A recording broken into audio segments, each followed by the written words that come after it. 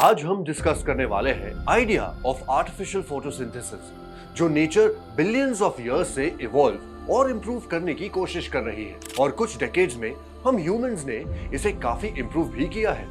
Specifically मैं कुछ recent studies पे फोकस करना चाहता हूँ, जहां साइंटिस्ट ने ब्रिलियंट वेज ढूंढे हैं फोटोसिंथेटिक प्लांट्स को कंप्लीट डार्कनेस में ग्रो करने के लिए, ग्रोथ की एफिशिएंसी को ओवरऑल इंप्रूव करते हुए, और साइंटिस्ट ने जो साइबॉर्ग बैक्टीरिया कहा जाता है उन्हें भी क्रिएट किया है, जो नेचुरल एग्जिस्टेंस में किसी भी चीज से ज्यादा एफिशिएंटली फोटोसिंथेसाइज करते हैं। लेकिन आर्टिफिशियल फोटोसिंथेसिस का आइडिया नया नहीं है, ये काफी टाइम से एग्जिस्ट करता है और अलग अलग रीजंस के लिए यूज होता आया है। इस वीडियो में मैं सिर्फ इन रीसेंट डिस्कवरीज और रीजंस पे फोकस करना चाहता हूँ, लेकिन हम फ्यूचर वाले वीडियोस में और भी एडवांसमेंट्स और डिस्कवरीज डिस्कस करेंगे। तो चलिए आगे बढ़ते हैं। By scientists led by the University of Cambridge in a new and efficient way of harnessing power from photosynthesis.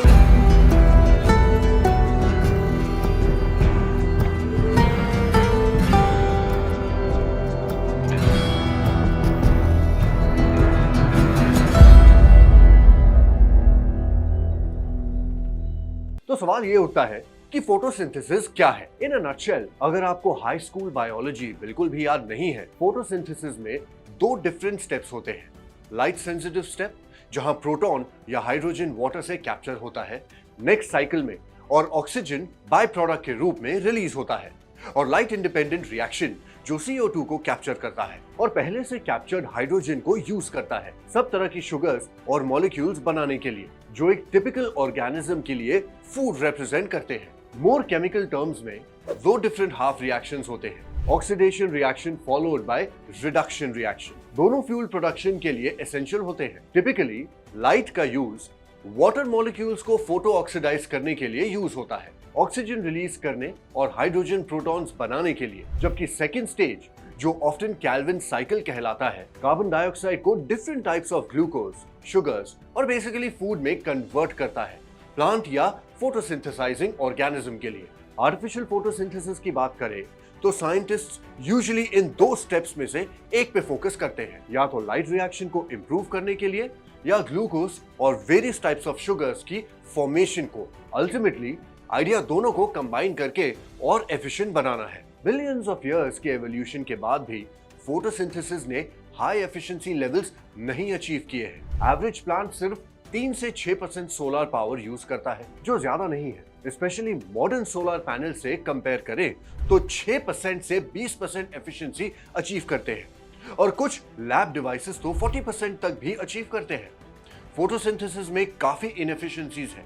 Example के तौर पर अर्ली बैक्टीरिया ने लो ऑक्सीजन एनवायरनमेंट्स में फोटोसिंथेसिस इवॉल्व किया था, लेकिन जैसे जैसे ऑक्सीजन प्रोमिनेंट होती गई, उसने केमिकल रिएक्शंस में इंटरफेयर करना शुरू कर दिया। प्रोटीन रूबिस्को, जो कार्बन डाइऑक्साइड को कैप्चर करता है, गलती से ऑक्सीजन को ग्रैब कर सकता है, ग्लाइकोलिक एसिड प्रोड्यूस कर सकता है, ग्लाइकोलिक एसिड प्रोड्यूस कर सकता है हेल्पफुल शुगर्स की जगह, और एफिशिएंसी को कम से कम 40% रिड्यूस कर सकता है।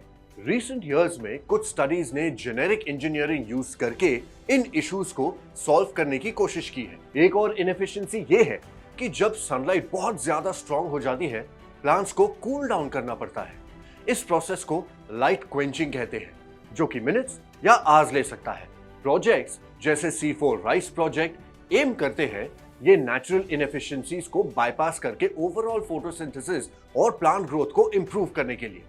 अब चलिए डिस्कस करते हैं दो न्यू स्टडीज जो फोटोसिंथेसिस के इंडिविजुअल स्टेप्स को इंप्रूव कर चुकी हैं। इनमें से एक प्रोजेक्ट ने नासा से अवार्ड भी जीता है। पहला एडवांस साइबॉर्ग बैक्टीरिया को इन्वॉल्व करता है, जो सनलाइट कैप्चर करने में हाईली एफिशिएंट है। कैडमियम पार्टिकल्स इंट्रोड्यूस करके बैक्टीरिया ने अपनी सर्फेसेस पे कैडमियम सल्फाइड क्रिस्टल्स प्रोड्यूस किए, जो उन्हें एक्सट्रीमली एफिशिएंट बनाते हैं। एसिटिक एसिड यानी कि विनेगर प्रोड्यूस करने में CO2, वाटर और लाइट से अराउंड 80% एफिशिएंसी के साथ, जो सबसे एफिशिएंट सोलर पैनल से 2 गुना ज्यादा है। दूसरी स्टडी ने एक हाइब्रिड सिस्टम क्रिएट किया, जो सोलर पैनल्स यूज करके वाटर को इलेक्ट्रोलाइज करता है, ऑक्सीजन और एसीटेट क्रिएट करता है, और फिर वेरियस प्लांट्स, मशरूम्स और एल्गे को कंप्लीट डार्कनेस में ग्रो करता है। यह सिस्टम नेचुरल फोटोसिंथेसिस से ज्यादा एफिशिएंट था लाइट कंडीशंस में। एग्जांपल के तौर पर मशरूम्स ने इन कंडीशंस में थ्राइव किया और एल्गे जैसे कि क्लमाइडोमोनास ने डार्कनेस में एसिटेट से फीड होने पर अच्छा ग्रो किया।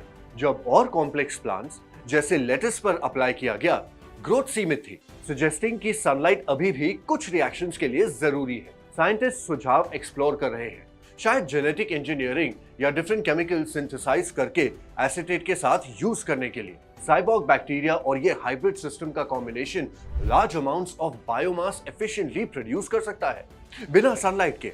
ये स्टडीज नासा की फेज 2 इन्वेस्टिगेशन में है, फूड प्रोड्यूस करने के लिए स्पेस या फ्यूचर कॉलोनीज में, जो उनकी इंपॉर्टेंस इंडिकेट करता है। अगर सक्सेसफुल होती है, ये हमारी डेली लाइव्स में भी आ सकती है, फूड सिक्योरिटी प्रोवाइड करते हुए और क्रॉप्स को बिना सनलाइट के ग्रो करने देती है।